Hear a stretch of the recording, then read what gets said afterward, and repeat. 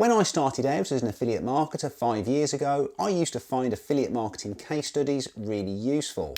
And as this channel is all about helping you to become a better affiliate marketer, I thought what better than to share with you a case study of my own where I took a website from $1,500 in value to over $15,000 in potential value. Now I'm going to show you the key steps that I took to make that happen in just 6 months, and I'm going to share with you all of the earnings, all of the costs, so let's dig in.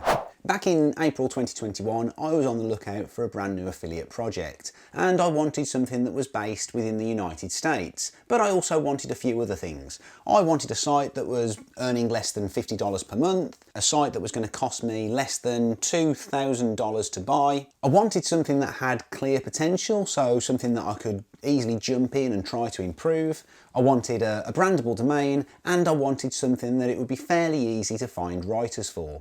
So I turned to Flipper, which is a website that allows you to buy and sell other websites. The reason I turned to Flipper is that I know you can pick up some cheaper, maybe less successful domains. They do sell high-level domains too, but I was specifically looking for something that was on the lower end, and I know that sometimes on Flipper some of those will slip through the net, and that's exactly what I was looking for. After scouring for a few weeks and a bit of back and forth with the existing owner, I became the proud owner of a site called Coffee Grind Guru for a fee of $1,665.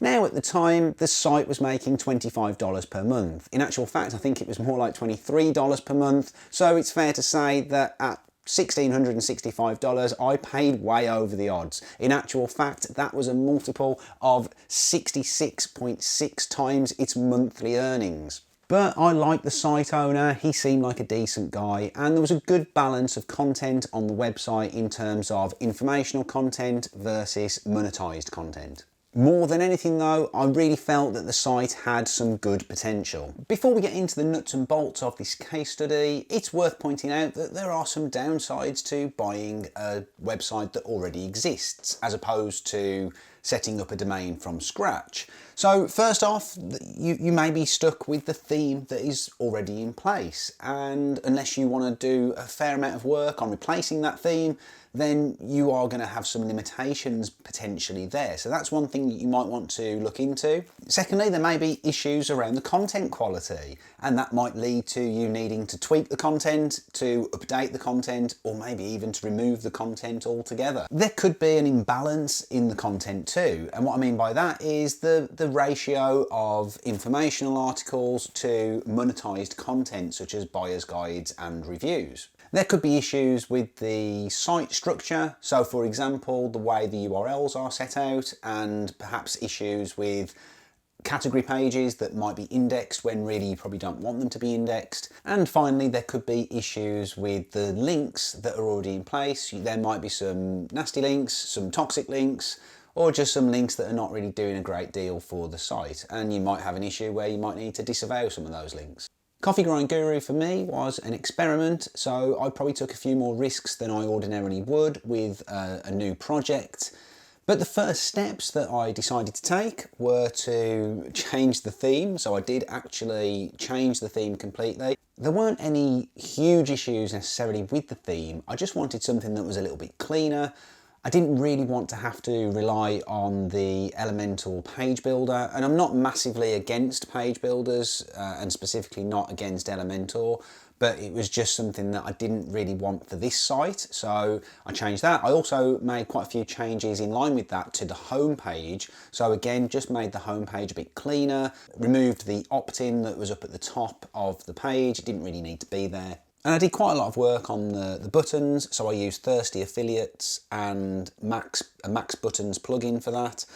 I tweaked a fair amount of content on the higher traffic pages. I even replaced some of the articles, and for some articles I even just fully removed them because there were some cannibalization issues where there were maybe 2 pages that were fighting for the same keywords in Google, so I just got rid of the one that didn't need to be there and amalgamated some of the content. We'll talk about costs in a bit more detail in a minute, but one of the biggest costs initially for me was that I placed a big order for content, spent around $1,500 on that content for 50,000 words. Now that's not a strategy I normally use. I don't tend to use a content broker such as that for content. I usually use dedicated writers, but for this project, again, like I said, it's been a little bit experimental, wanted to kick things off quite quickly, get a load of new content in quickly, so a brokerage just made sense.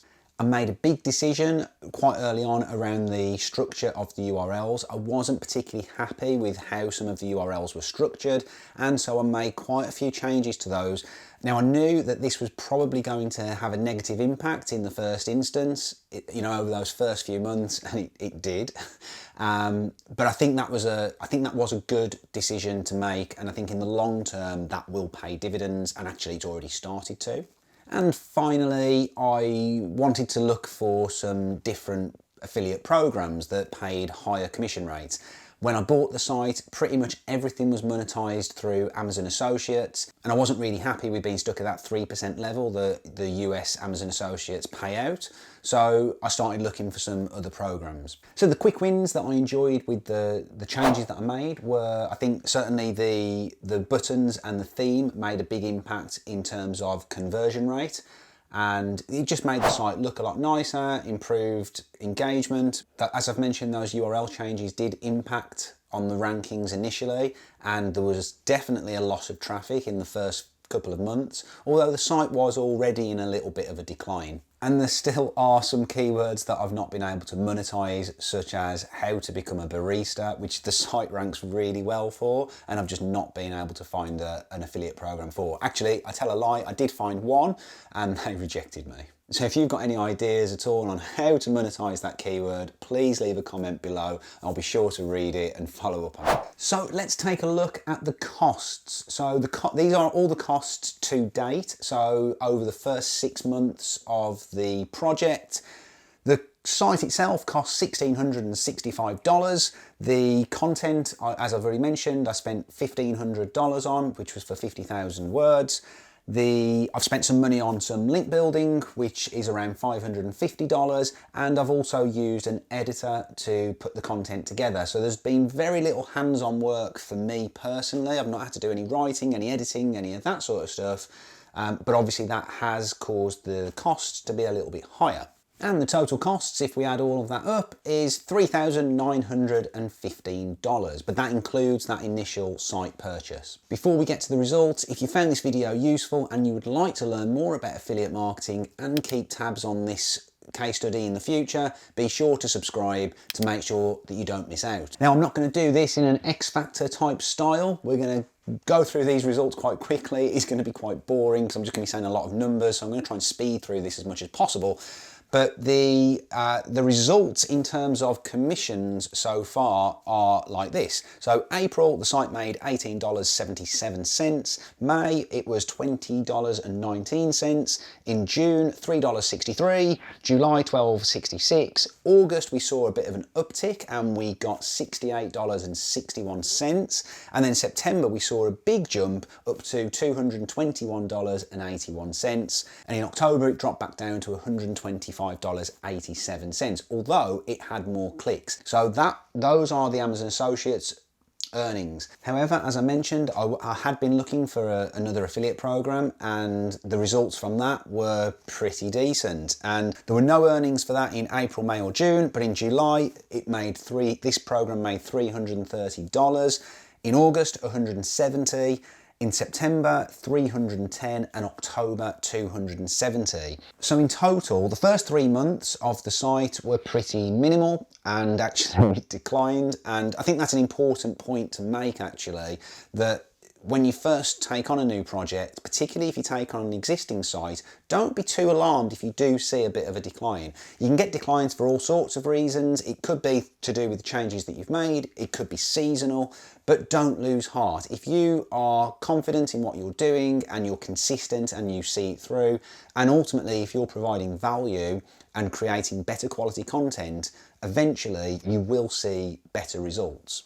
So in July, we had totals of $342. August 238, September 531, and October 395. Not too shabby. So in the last 6 months, the site has made $1,532.77, which if we average that out over the 6-month period is $255.46. Now if we apply a 45 times multiple to that, which is pretty average for the affiliate marketing industry, then we would likely be able to sell this website for around $11,495. However, if we look at just the last 4 months, then the average earnings on that are $377.23. Again, apply the 45 times multiple, and that would actually enable us to sell the site at just shy of $17,000, which is fantastic considering this site is 6 to 7 months old and it was purchased for just $1,650. However, I would prefer to take the worst case scenario. So if we take our $11,495, take off the $3,915 in costs, that would give us a profit, if we were to sell now, of $7,580. However, we've also made $1,500 already, so it's actually over $9,000 profit for 6 to 7 months work. And actually, I haven't had to do an awful lot apart from a little bit of organisational stuff on the back end. Now if we take a look at Coffee Grind Guru in Ahrefs, we can take a look at the progress since I took ownership of the website. And if we look at the organic search, we can see that when I took the site on in April, there was clearly, already a decline in traffic occurring, but that did continue. And I've got no doubt that part of the reason for that was the change that I made in the URLs. However, it was around about the end of June where that bottomed out, and then we started to see a reversal. And very clearly, we're currently seeing a steep ascent in terms of traffic, which is really nice to see, and it's peaking now at around 2,300 per month. And if we look at the absolute peak back in November, or around about November time 2020, it was just around 3,000 hits per month. So it's not that far off that peak right now. So what are the next steps for this project? Well, I'm not ready to sell the site yet. It's fairly young, it's in its infancy, and realistically I think the site still has a fair amount more to go. I am going to continue to drop out new content, so I'm going to drop out about 4 to 5 pieces of content per month. I've now got a dedicated writer working on that. It costs a little bit more in terms of the content, but the quality is so much better. On top of that, I'm going to drop out 1 to 2 backlinks per month. So the costs are probably going to come in at about $500 per month, but the site is in a growth stage at the moment. So I don't mind if I have to take a little bit of a hit each month. The idea really is to sell the site probably in 6 to 12 months time. So I will more than happily document this process on this channel. So if you do want to keep up to date with it, please do subscribe. And if you want to know my top 5 plugins, all of which I used on Coffee Grind Guru, be sure to watch this video here because that's going to show you exactly what they are. Thank you very much for watching.